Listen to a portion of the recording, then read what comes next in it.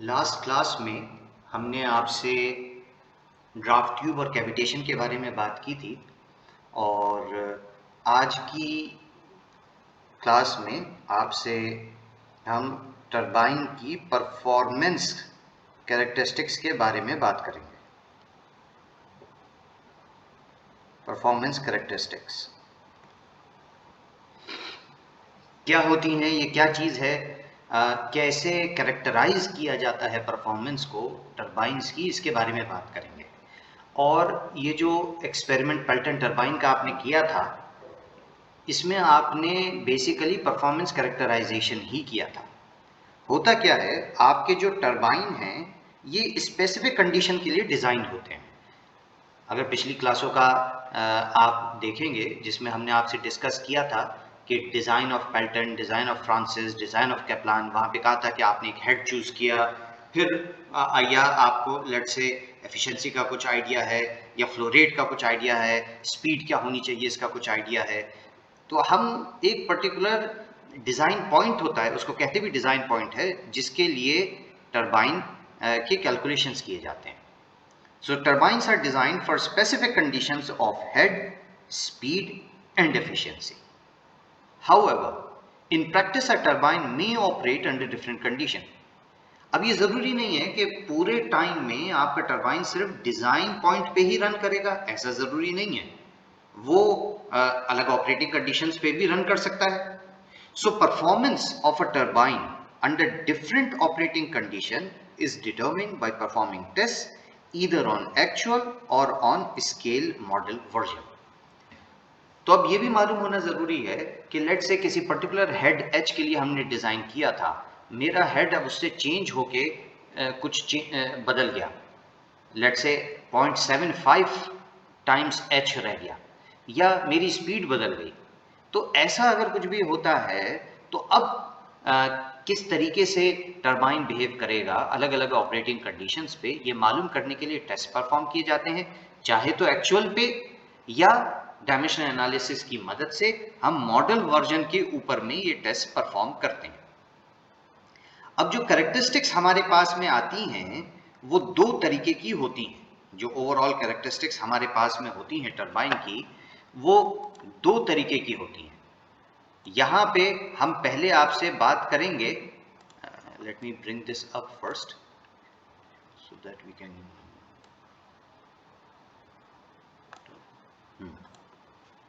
यहाँ side by side I think it's better this way. तो हम सबसे पहले में बात करेंगे मेन और कांस्टेंट हेड कैरेक्टरिस्टिक्स, यानी कांस्टेंट हेड पे क्या कैरेक्टरिस्टिक्स होती हैं इसके बारे में बात करेंगे। इसको मेन या तो कांस्टेंट हेड कैरेक्टरिस्टिक्स कहा जाता है। Head and gate opening are maintained constant and speed is varied by allowing variable quantity of water through inlet.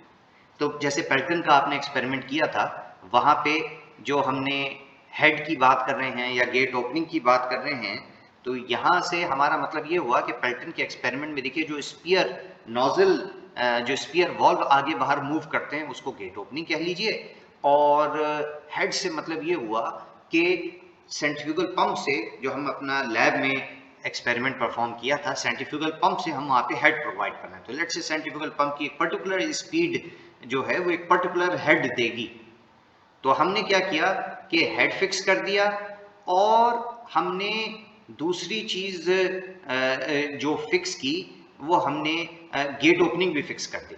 ठीक है, head and gate opening maintain constant, और फिर स्पीड वेरी कर रहे हैं। स्पीड कैसे वेरी कर रहे हैं? स्पीड हम अलग अलग तरीकों से वेरी कर सकते हैं।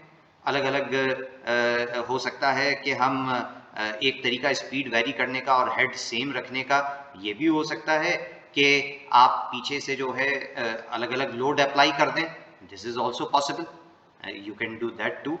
तो इस तरीके से हम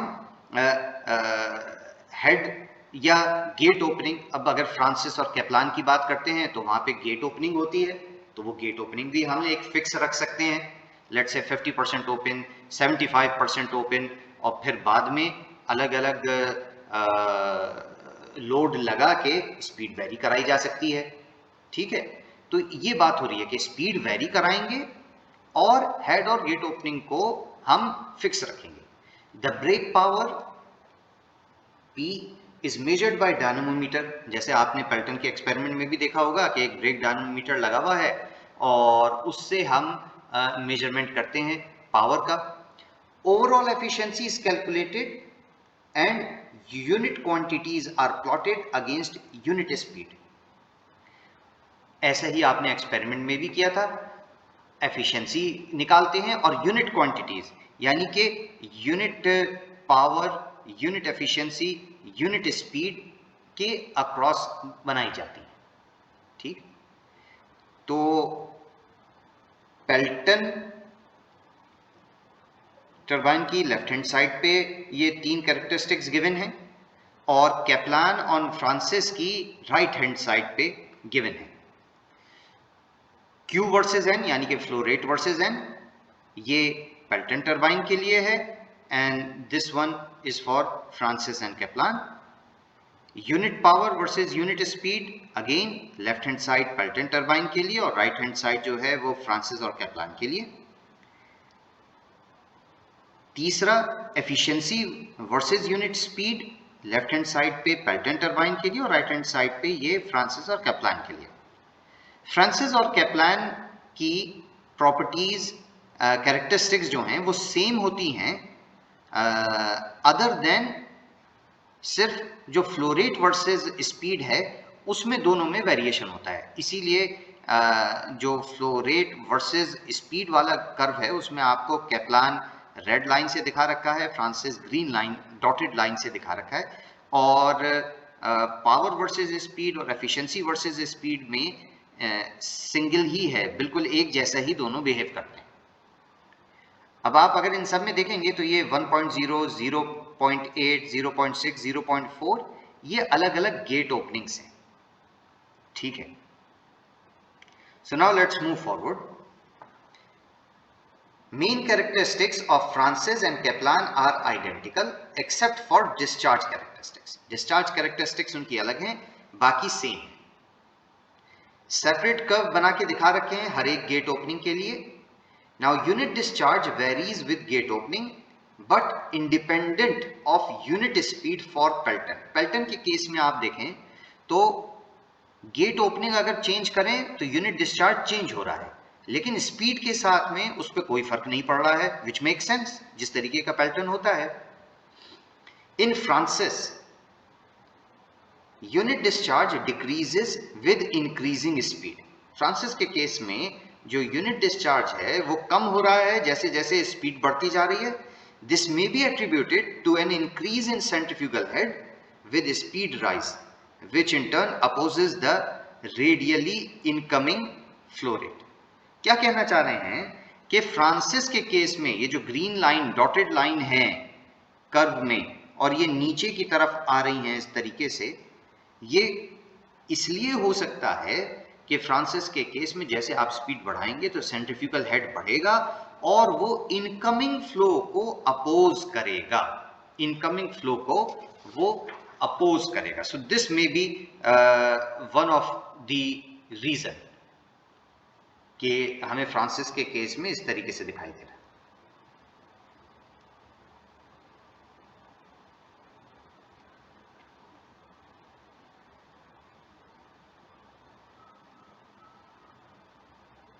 थोड़ा सा स्पेस ज्यादा हो गया, let me make it short.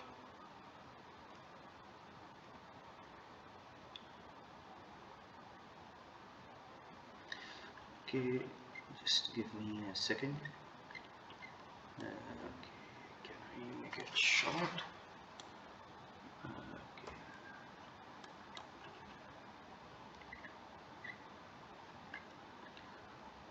ठीक है, doesn't matter. Forget about this space. This is nothing. आगे बात करते हैं पेल्टन के लिए। Late me bring this now down here ताकि आप इसको देख सकें।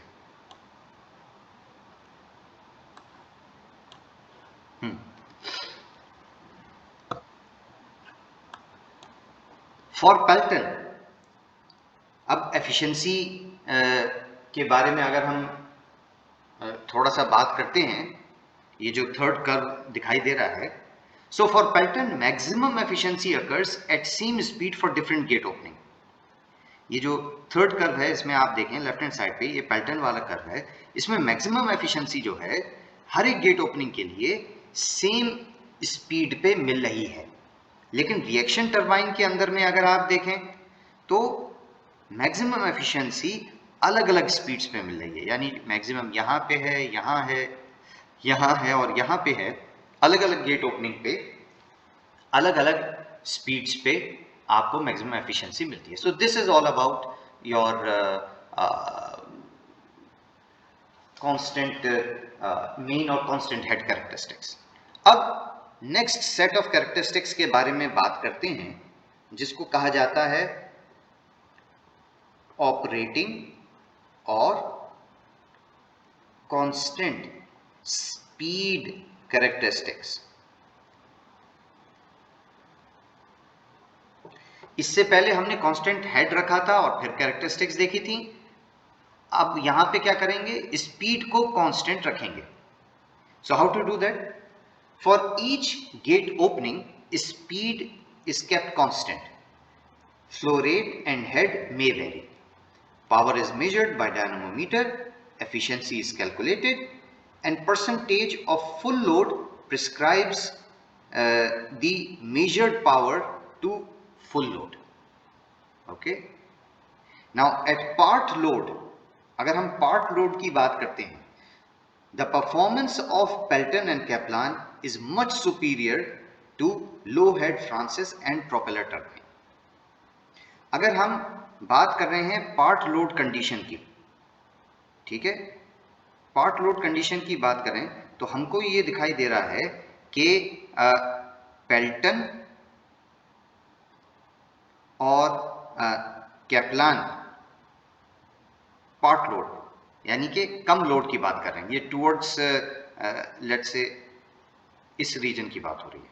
सो पार्ट लोड पे performance of Pelton and Kaplan is much superior to Francis और propeller. Kaplan is most efficient at all ranges of output. सबसे ज्यादा एफिशिएंट जो है वो हमको कैप्लान टरबाइन दिखाई दे रहा है यहां पे। This may be attributed to the provision of adjustment of runner blade with load variation. और इसकी एक रीजन ये भी है कि हमने आपको बताया था पहले भी कि प्रोपेलर टरबाइन और कैप्लान दोनों एक्सियल फ्लो टरबाइंस हैं, और फर्क सिर्फ इतना है कि कैप्लान में आप रनर ब्लेड्स को एडजस्ट कर सकते हैं, ब्लेड्स को एडजस्ट कर सकते हैं। प्रोपेलर में और कैप्लान में सिर्फ इतना फर्क होता है।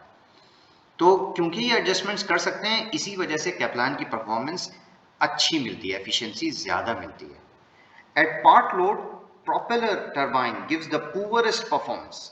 सो प्रोपेलर टरबाइन पार्ट लोड पे, यानी जो डिजाइन जिस पे है उससे कम पे अगर उसको करें तो सबसे कम परफॉर्मेंस उसी की मिलती है। And it should not be installed where considerable load fluctuations are known to occur. So हमको ऐसी जगह पे प्रोपेलर टरबाइन यूज नहीं करना चाहिए जहां पे डिजाइन पॉइंट से वेरिएशन हो सकता है, पार्ट लोड कंडीशंस आ सकती हैं। फुल लोड कंडीशंस जहां पे रहें वहीं पे इस्तेमाल करना चाहिए प्रोपेलर टरबाइन को। और ऐसी जगह जहां पे हमें मालूम है कि लोड में वेरिएशंस हो सकते हैं, वहां पे Kaplan is a better option, और depending on the condition Pelton is a better option. So different turbines have same maximum overall efficiency of 85% at full load. एक दूसरी खास बात जो देखने की है वो ये है कि फुल लोड पे जब हम पहुंच जाते हैं, फुल लोड की कंडीशन पे जब हम होते हैं तो ऑलमोस्ट सबकी सेम एफिशिएंसी है, that is around 85%। Full load पे सब एक जैसा बिहेव करते हैं। बात अब सिर्फ इतनी हो रही है कि पार्ट लोड पे किस कंडीशन में किस टरबाइन को यूज करना चाहिए। ठीक है, अब थर्ड जो हमें बात करनी है आप लोगों से, create some space here. Third जो बात करनी है वो कांस्टेंट एफिशिएंसी कर्व्स के बारे में बात करनी है। कांस्टेंट एफिशिएंसी कर्व्स, या इन्हीं को मुशेल कर्व्स भी कहते हैं, MUSCHEL, मुशेल कर्व्स। ये भी आइसो एफिशिएंसी कर्व्स भी इन्हीं को कहते हैं। या आपने ड्रॉ भी किए होंगे अपने एक्सपेरिमेंट के अंदर में, पैल्टन टरबाइन में, और हर जगह बनवाए जाते हैं। क्या मतलब हुआ कि अगर आप ये चाहते हैं कि अलग अलग ऑपरेटिंग कंडीशंस पे मैं अपने टरबाइन को ऑपरेट कर सकूं, बट स्टिल एफिशिएंसी मेरी सेम रहे, एफिशिएंसी मेरी चेंज नहीं होनी चाहिए, लेकिन फिर भी मैं अलग अलग कंडीशंस पे अपने टरबाइन को ऑपरेट करूं, तो वो क्या कॉम्बिनेशन ऑफ पैरामीटर्स मुझे मिलेगा जो कि मुझे ये करना अलाउ करता है, ये डिटरमिन करने का एक तरीका कांस्टेंट एफिशिएंसी कर्व होता है।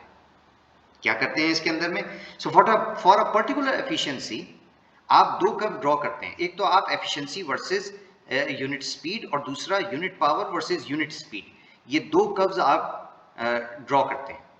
फिर for a particular efficiency a horizontal line is drawn which intersect the curves for different gate setting.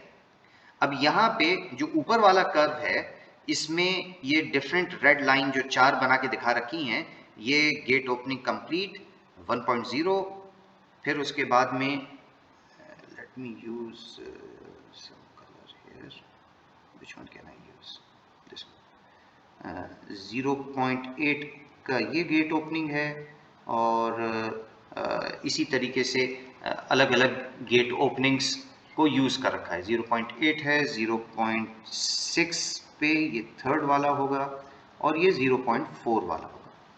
ठीक है, ये अलग अलग गेट ओपनिंग्स पे आपके पास में एफिशिएंसी वर्सेस स्पीड करवाए।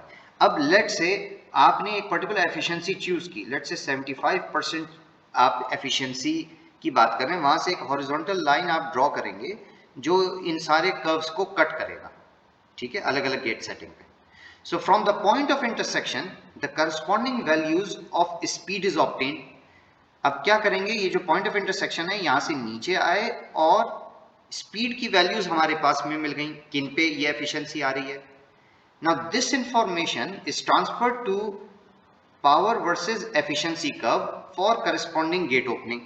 अब हमने क्या किया, इसी को लेट से गेट ओपनिंग हमने ली और नीचे तक लेते हुए आ गए। अगर इसको थोड़ा सा आसान बना के दिखाना चाहें, ये काफ़ी क्लटरिंग हो गई, तो लेट से एफिशिएंसी वर्सेस स्पीड का एक था, और एक पर्टिकुलर गेट ओपनिंग के लिए सिर्फ बात करते हैं। लेट से एक पर्टिकुलर गेट ओपनिंग 1.0 के लिए बनाया है। यहाँ पे क्या किया, आपने एक लाइन ड्रॉ की और आपको ये दो वैल्यूज मिल गई। ठीक है, फिर ये इंफॉर्मेशन स्पीड की आप ट्रांसफर कर देंगे, यानी लेट से ये आपको वैल्यू मिल गई n1 और ये वैल्यू मिल गई n2, तो आपको ये दो पॉइंट्स मिल गए n1 और n2। ठीक है, अब ये 1 वाला कर्व था, यहाँ पावर वर्सेस स्पीड के आपको कर्व अवेलेबल होगा, पावर वर्सेस स्पीड। ठीक है, अब क्या होगा, अगेन यहां से स्ट्रेट पॉइंट लेके जाएंगे, एक पॉइंट आपको यहां मिल गया, और n2 से लेके जाएंगे, एक यहां मिल गया। लेट से दिस वाज अगेन फॉर 1, आपके पास में दो पॉइंट्स आ गए।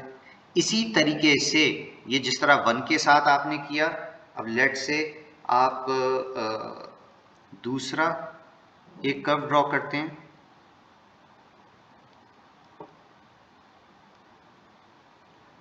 आपके पास में लेट से ये 0.8 के लिए है, 0.8। ठीक है, और इसी तरीके से आपके पास में एक कर्व आ जाता है पावर वर्सेस स्पीड का भी। अगेन ये वैल्यूज नीचे लेके आते हैं आप। इस तरीके से अलग अलग गेट ओपनिंग्स के लिए आपके पास में पावर वर्सेस स्पीड कर्व पे पॉइंट्स आ जाते हैं।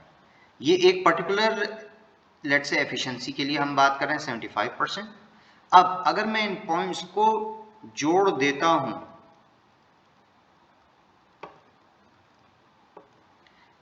तो ये जो कर्व कहलाएगा, ये मेरा कांस्टेंट एफिशिएंसी कर्व कहलाएगा।